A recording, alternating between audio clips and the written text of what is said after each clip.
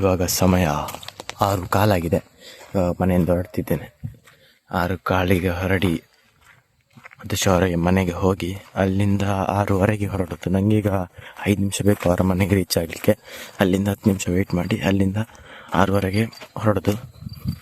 ಬೆಳಿಗ್ಗೆ ಎದ್ದು ಹೋಗುವಾಗ ಸ್ಪ್ರಿಂಕ್ಲರ್ ಹಾಕಿದ್ದು, ಸ್ವಲ್ಪ ಹೊದ್ದೆ ಹಾಕ್ಕೊಂಡು ಹೋದ್ವಿ. ಆಮೇಲೆ ಹೆಂಗೋ ಇಚ್ಲಂಪಾಡ್ ರೀಚ್ ಆದಮೇಲೆ ಮಧುಶ್ರೀ ಹತ್ರ ವೀಡಿಯೋ ತೆಗಿಲಿಕ್ಕೆ ಹೇಳಿದೆ. ಅವ್ಳು ತೆಗೆದ್ಲು, ಪರವಾಗಿಲ್ಲ, ಅದು ಸ್ಲೋ ಮೋಷನಲ್ಲಿ ತೆಗೆದ್ಲು. ಹಾಗೆ ಸ್ವಲ್ಪ ವೀಡಿಯೋ ಸ್ಲೋ ಮೋಷನ್ ಆಯಿತು.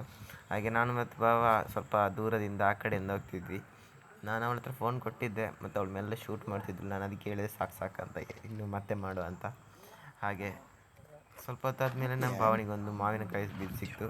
ಸ್ವಲ್ಪ ಹಣ್ಣಾಗಿತ್ತು. ಆವಾಗ ನಮ್ಮ ಹತ್ರ ಚೂರಿ ಏನು ಇರಲಿಲ್ಲ, ಬಟ್ ಏನಾದರೂ ಐಡಿಯಾ ಮಾಡುವ ಅಂತ ಅಂದ್ಕೊಂಡ್ವಿ. ಆವಾಗ ನನ್ನ ಹತ್ರ ಒಂದು ಬ್ಯಾಗಲ್ಲಿ ಕತ್ತರಿತ್ತು.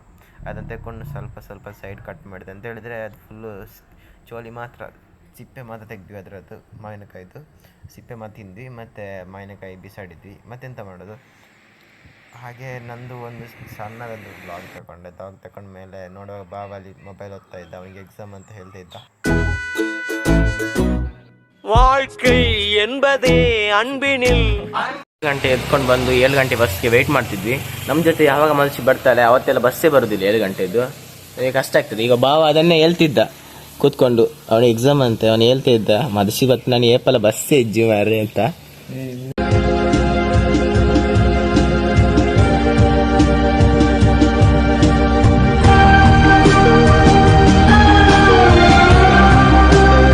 ಶ್ರವಣ ಸಾಕಿದ ನಾಯಿ ಪುದರಿಂಚಿನ ಶ್ರವಣ ಪುದರಿಂಚಿನ ಡಾಲಿಗೆ ಪುದರ್ ಶ್ರವಣ ದೀತು ನನಗೆ ಶ್ರವಣ ಇದೊಂದು ಬದುಕಿ, ಇದೊಂದು ಜನ್ಮವೇ, ಎಂತಹ ದುರ್ವಿಧಿ, ಇದೆಂತಹ ದುರ್ವಿಧಿ ಅಂತ ಇಂದು ಕೊಕ್ಕಡ ತನಕ ಟಿಕೆಟ್ ಮಾಡಿಕೊಂಡೆ. ಟಿಕೆಟ್ ಮಾಡಿದ ತನಕ ಬಸ್ ಬೆಳಿಗ್ಗೆ ಸ್ಪೀಡಾಗಿ ಹೋಗ್ತಿರುವಾಗ ವಿಂಡೋ ಸೈಡಿಂದ ಒಂದು ಪಿಕ್ ತಗೊಂಡ ತಕ್ಷಣ ಧರ್ಮಸ್ಥಳ ರೀಚ್ ಆದೆ. ಧರ್ಮಸ್ಥಳ ಸ್ವಲ್ಪ ನಡಿಲಿಕ್ಕಿತ್ತು ಬಸ್ ಸ್ಟ್ಯಾಂಡ್ ಸ್ಟೇಟ್ ಬ್ಯಾಂಕ್ ಬಸ್ಸಿಗೋಸ್ಕರ. ನಡ್ಕೊಂಡು ಹೋಗ್ತಿದ್ವಿ. ಆಗ ನೋಡುವಾಗ ಗ್ರಾಮಾಂತರ ಸಾರಿಗೆ ಬಸ್ ನಿಂತಿತ್ತು.